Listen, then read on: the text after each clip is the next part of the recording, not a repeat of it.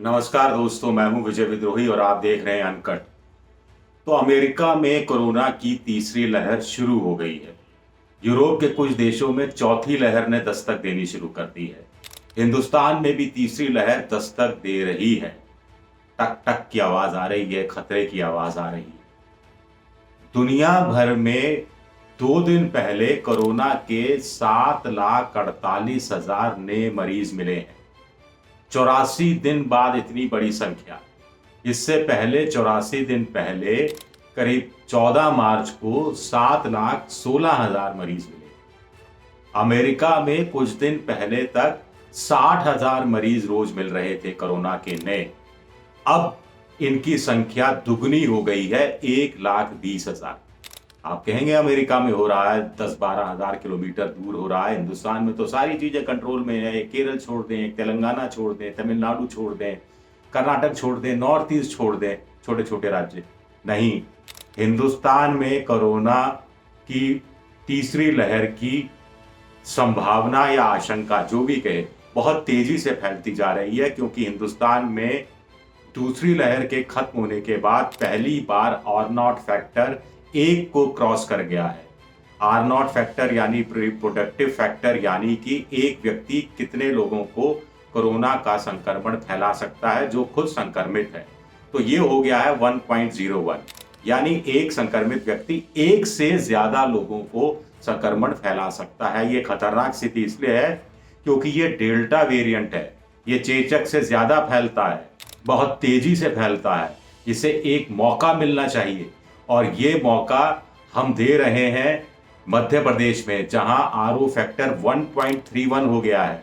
ये मौका दे रहे हैं हम और भी कुछ राज्यों में जिनका मैं जिक्र करना चाहूंगा। ये मौका दे रहे हैं हम हिमाचल में, जहां 1.3 हो गया है, जम्मू कश्मीर में 1 है, राजस्थान में 1.03 है, दिल्ली में 1.01 है, केरल में 1.06 है, तमिलनाडु में 1.05 है, कर्नाटक में 1.04 है और हिंदुस्तान में ये 0.93 था, यानी 1 से कम था। अब 1.01 हो गया है, जो खतरे की घंटी है। तो कुल मिलाकर अब कहानी कहां जाती नजर आ रही है? हमने कितनी तैयारियां की हैं? क्या प्राइमरी हेल्थ सेंटर सुधार दिए गए हैं? क्या कम्युनिटी सेंटर में ऑक्सीजन, डॉक्टर, नर्स और कंपाउंडर, इनकी व्यवस्था कर दी गई है? क्या इतने बेड हमने तैयार कर लिए हैं, आईसीयू के हो या ऑक्सीजन से संबंधित हो? इतने वेंटिलेटर हमारे यहाँ जो कि खराब पड़े हुए थे, ठीक नहीं हो रहे थे, डिब्बे में बंद थे, क्या डिब्बे से निकाल दिए गए हैं और उनको एक बार चालू करके देख लिया गया है कि वो चालू हालत में है या नहीं? ऑक्सीजन के प्लांट नए बनने थे, कितने बन चुके हैं, कितने बनने के कितने करीब हैं, उसमें कितनी शिथिलता आ रही है या नहीं आ रही है? और इस बीच राज्य सरकारों ने जो लॉकडाउन में छूट दी है, उसका किस तरह से बेजा जो इस्तेमाल किया जा रहा है, गलत तरीके से लोग इसका इस्तेमाल कर रहे हैं और राज्य सरकारें खामोश हैं कि आर्थिक गतिविधियां ठप ना हो जाएं इस आशंका के चलते, क्योंकि राज्य सरकारों की आर्थिक स्थिति पतली है। लेकिन क्या इसकी आड़ में तीसरी लहर को दस्तक नहीं दी जा रही? राजस्थान की बात करें तो वहां फिर पंचायत चुनाव, 5-6 जिलों में पंचायत चुनाव और जिला समितियों के चुनाव होने जा रहे हैं। इस महीने के आखिरी में ही 3 चरणों में चुनाव होने हैं। राज्य सरकार के स्वास्थ्य विभाग का कहना है कि निर्वाचन विभाग ने तो हमसे पूछा ही नहीं, हमसे बिना पूछे कैलेंडर जारी कर दिया, पूरा प्रोग्राम घोषित कर दिया।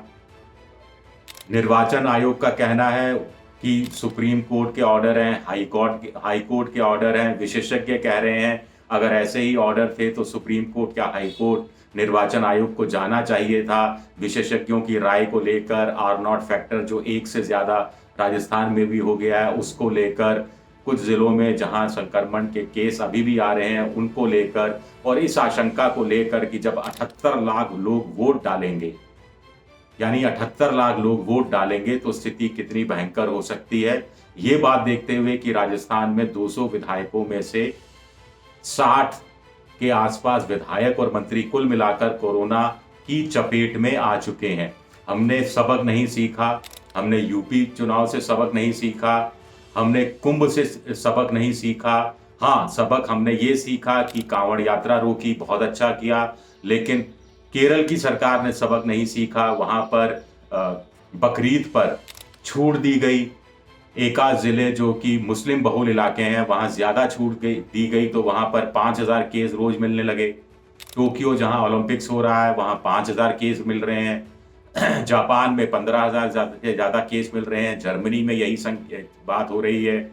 चीन के 18 प्रांतों में कोरोना फिर से फैल रहा है, इस बात की आशंका व्यक्त की जा रही है। यूहान जहां सबसे पहले कोरोना फैला था, वहां चीन की सरकार 1 करोड़ 10 लाख लोगों का नए सिरे से सर्वे करवा रही है। इसी तरह ऑस्ट्रेलिया के क्वींसलैंड में कुछ 10-12 मरीज मिले हैं, यहाँ फिर लॉकडाउन लगाने की तैयारी है। बांग्लादेश में लॉकडाउन की स्थितियां चल ही रही हैं। ब्राज़ील में स्थितियां खराब है। उधर टीकाकरण के जहाँ तक की बात है, तो अमेरिका और यूरोप और कुछ इजराइल जैसे देश बूस्टर टीका लगा रहे हैं। WHO का कहना है कि ये आप करके ठीक नहीं कर रहे हैं। अभी भी अफ्रीका के देश हैं, एशिया के देश हैं, दूसरे बहुत गरीब देश हैं, वहाँ पर टीकों की 118 देश ऐसे माने जाते हैं, वहाँ पर टीकों की बेहद कमी है। वहाँ पहला डोज भी नहीं लगा है, तो वहाँ पर टीका लगाए जाने की ज़रूरत है। ऐसे में बूस्टर डोज की जगह ऐसे लोगों को टीका दिया जाना चाहिए। चीन के राष्ट्रपति ने कहा है कि 200 करोड़ टीके वो दुनिया के बाजार में अगले 1 महीने में देने वाले हैं। उसमें से कितने मुफ्त में होंगे, कितने पैसे में दिए जाएंगे और पैसा क्या चार्ज किया जाएगा ये पता नहीं, लेकिन टीका अभी किसी भी कीमत पर मिले, ये एक बड़ी चीज़ है। हिंदुस्तान में 50 करोड़ लोगों को टीका लग चुका है, ये राहत की बात है। 50 लाख लोगों को टीका रोज लग रहा है पिछले 10-15 दिनों में, ये भी राहत की बात है। लेकिन हिंदुस्तान में 94 करोड़ बालिग आबादी है 18 साल से ऊपर की, यानी 188 करोड़ डोज चाहिए। 31 दिसंबर तक का लक्ष्य अगर हासिल करना है इन सबको डबल डोज लगाने का, तो ऐसे में 92 लाख टीके, 92 लाख टीके रोज लगने चाहिए, और हम लगा पा रहे हैं सिर्फ 50 लाख टीके। अगस्त के महीने में 15 करोड़ डोज ही हम दे पाएंगे राज्यों को, भारत सरकार ने ये अधिकृत रूप से कहा है, यानी फिर मैक्सिमम 50 लाख टीके रोज लग पाएंगे। तो कहानी ये है। और ऐसे में तीसरी लहर का दस्तक देना एक खतरनाक चीज है।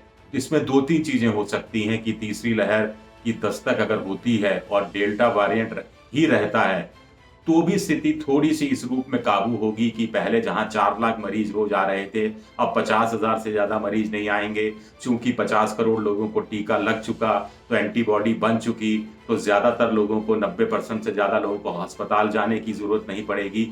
लेकिन जो स्कूल खुलने का सिलसिला शुरू होने वाला था या कुछ जगह शुरू भी हो गया था, वो राज्य सरकार नए सिरे से विचार करेंगे कि भाई तीसरी लहर आती है या नहीं आती, ये देख लिया जाए, उसके बाद स्कूल खोलने का या नहीं खोलने का फैसला करें। 16-17 महीने हो गए हैं, स्कूल बंद हैं, ऑफलाइन पढ़ाई नहीं हो रही है, ऑनलाइन पढ़ाई हो रही है, जिसको सब विशेषज्ञ कह रहे हैं ऑनलाइन पढ़ाई का कोई मतलब नहीं है। हाइब्रिड कम से कम कुछ होना चाहिए, कुछ पढ़ाई ऑफलाइन हो, कुछ ऑनलाइन हो, तो बच्चों का भविष्य अधर में है, हम कह सकते हैं। उधर चुनाव की दस्तक अगर होती है तो फिर स्थितियां खतरनाक होती हैं। R0 फैक्टर 1.01 हो गया है। अगर डेल्टा की जगह कोई नया म्यूटेंट आ जाता है, जो भले ही घातक ना हो, लेकिन जो और भी तेजी से फैले, ऐसी आशंका हो, तो फिर स्थितियां और ज्यादा खराब हो सकती हैं, स्थितियां हाथ से निकल सकती हैं। आपको ध्यान होगा इसी साल फरवरी में हम लोग बड़े शौक से कह रहे थे हमारे यहाँ से तो कोरोना चला गया, लेकिन मार्च अप्रैल आते आते केस किस तेजी से बढ़े हैं, किस तेजी से 4 लाख के आसपास, 4,14,000 रोज के केस आने शुरू हो गए थे। ये अपने आप में खतरनाक बात थी। RO फैक्टर 1.4 से भी ज़्यादा हो गया था, ये दूसरी खतरनाक बात थी। डेल्टा वेरिएंट आ गया था, तीसरी खतरनाक बात थी। वेंटिलेटर की कमी, ऑक्सीजन की कमी, ICU बेड की कमी, ज़रूरी दवाइयों की कमी और भी ज़्यादा खतरनाक बात थी। तो क्या इन सब चीज़ों से हम उबर चुके हैं? डॉक्टरों का आप सोचिए, नर्सिस का सोचिए, आप कितने समय तक वो संयम बरत सकते हैं, कितने समय तक वो लगातार जूझ सकते हैं कोरोना पीड़ित लोगों के साथ साथ रहते हुए। 1000 से ज़्यादा लोगों की तो जो पैरामेडिकल स्टाफ है और डॉक्टर है, उनकी मौत तक हुई है। कम से कम उन पर आप रहम खाइए, जो आपके लिए देवता के रूप में सामने आए हैं इस दौरान।